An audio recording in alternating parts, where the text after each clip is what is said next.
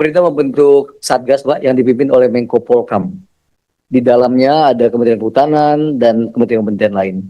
Oke. Pertanyaan berikutnya, anggarannya?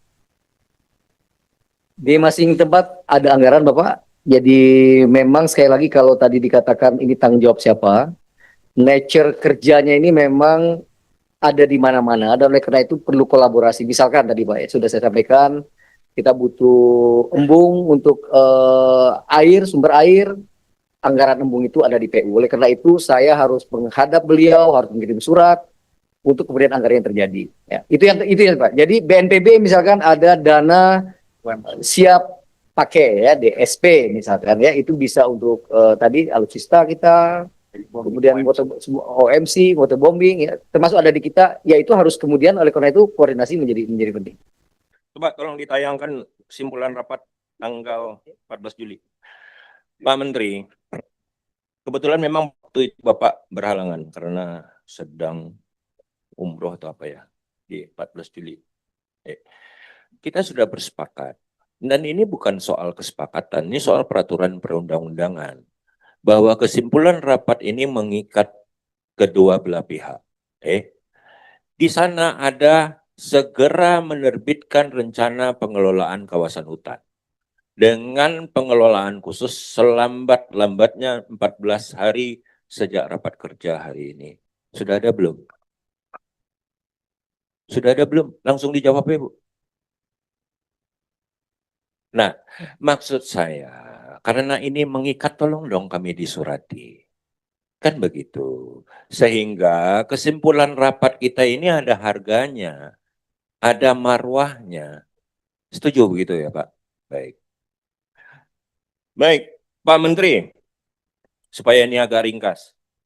Mohon izin saya Pak Daruri, ya, apa yang ditanya oleh Pak Daruri tadi, yang di luar kaitannya dengan Karhutla, tolong dipersiapkan, ya. Nanti akan kita bahas di rapat tanggal 26 Agustus dengan Eselon 1. Bisa Pak Daruri setujui? Terima kasih. Oke, Pak Menteri, berapa sih anggaran yang dibutuhkan? Oke, sebelum itu. Sekarang kebakarannya sudah terjadi. Siapa sih yang menjadi komandan pemadaman ini? Apakah Kementerian Kehutanan dengan kawan-kawan Manggala Agni atau BNPB? Pemerintah membentuk Satgas, Pak, yang dipimpin oleh Menko Polkam. Di dalamnya ada Kementerian Kehutanan dan kementerian-kementerian lain. Oke. Pertanyaan berikutnya, anggarannya?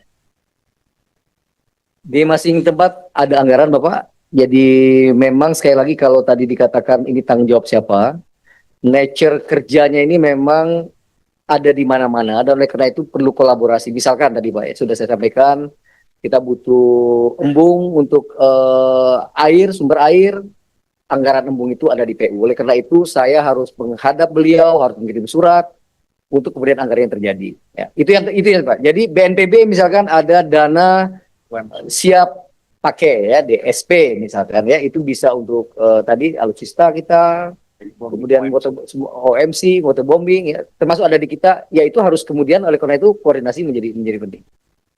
Iya Pak Menteri. Kan kita paham koordinasi itu sangat mahal sekali harganya. Lebih cepat api merembet daripada kita berkoordinasi. Nah sekarang saya terima jawaban Pak Menteri di masing-masing. Berapa sih anggaran yang dibutuhkan oleh Kementerian Kehutanan untuk melaksanakan tugas pemadaman api ini?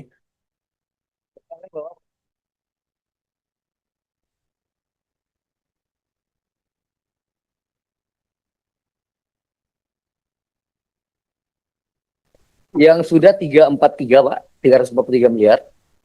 Kemudian ada ajuan top up kami yang kemudian masih dalam proses, dan tadi baru saya cek ya, dalam proses dengan Kementerian Keuangan sekitar 290 miliar, dan 290 miliar semua untuk karhutla semua ya. Ya, ini Pak. Untuk peremajaan peralatan dan sebagainya Pak. Berapa Pak? Yang Bapak butuhkan lagi berapa? 290. 290 miliar. Itu sudah Bapak hitung ya toh, untuk memadamkan api yang sekarang ada di mana-mana. Ya tentu dalam kapasitas yang kami miliki. Ya, yang tugas Kementerian Kehutanan saja. Oke, 290 miliar. Apakah bisa mengadamkan api semua? Itu tadi Pak, ada memang tanggung jawab BNPB untuk OMC, Oh iya, pengadaan Pak. pesawat. Yang menjadi tanggung jawab Ya. tupoksi Kementerian Kehutanan Ya. 290 miliar. Ya.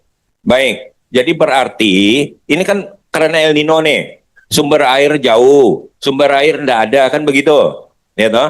Kalau misalnya harus menggunakan flame freeze, itu bukan tanggung jawab Kementerian Kehutanan kan?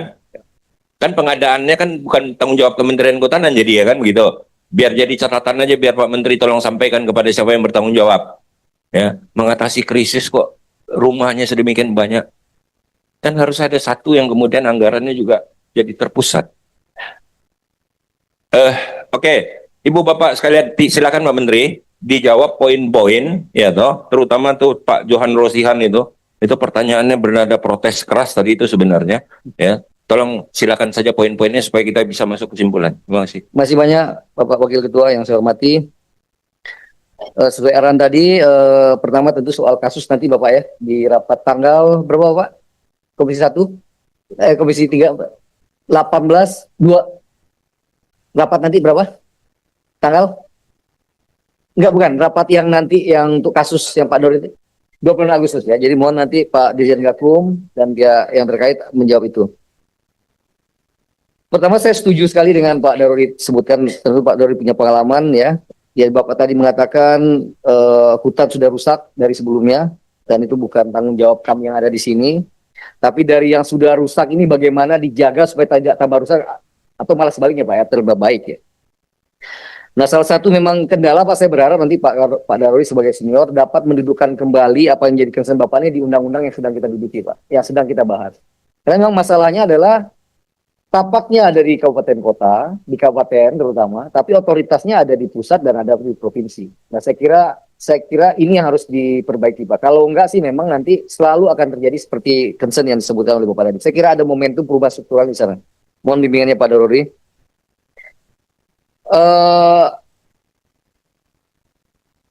Ya, seperti yang dikatakan tadi juga, Pak. Memang sekali lagi ini namanya kebakaran hutan dan lahan, Pak.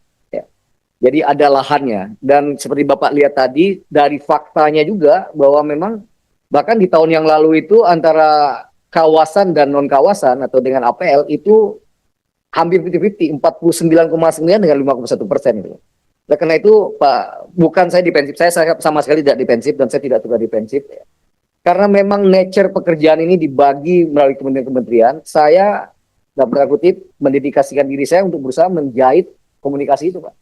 Kemudian saya wamen ATR BPN dulu, saya punya banyak teman di sana dengan Pak Nusron, saya katakan Pak, kalau seandainya ini nggak ada instruksi dari Bapak untuk pemegang HGU, terbakar nanti, ya nggak bisa apa-apa. Akhirnya beliau kumpulkan yang pemilik HGU. Ya, saya dapat videonya, kumpulkan HGU, mereka punya kewajiban seperti undang-undang untuk mengamankan tidak hanya di HGU mereka, tapi 5 kilometer harus diamankan dengan segala sarpasnya. Ya. Begitu juga dengan Menteri Pertanian, Pak. Memang izin iup perkebunannya nggak di saya gitu Pak. Akhirnya beliau kumpulkan, saya secara formal saya surat, saya telepon, saya datangi, saya ajak makan, ada pertemuannya Pak. Ada 2.000 perusahaan yang diundang. Begitu juga dengan BNPB Pak. Dananya itu yang paling siap pakai untuk karhutla ini di BNPB dengan dana mereka tadi yang sebenarnya tidak terbatas gitu ya. Dan sudah mempunyai mekanisme yang sangat ajak gitu. Penambahan pesawat, waterbombing, harpras, OMC ada di sana. Dan oleh karena itu ya saya instead of mereka datang ke tempat saya datang ke tempat mereka, ke senior-senior itu untuk mengatakan bahwa ini kerjasama. Saya katakan saya harus bikin grup ya, saya buat grup bertiga dengan BMKG. Karena intinya memang di sana. Jadi saya tidak defensif ya, tetapi memang beginilah manajemen yang kita miliki, yang kita turuni dari dulu, dan saya kira saya nggak tahu apakah nanti semua akan terpusat di kehutanan, apa di BNPB, ya. Tapi selama dan yang terjadi sekarang, alhamdulillah Pak, menurut saya Pak di zaman Pak Prabowo ini, ego sektoral antar kementerian itu relatif bisa kita robohkan itu Pak.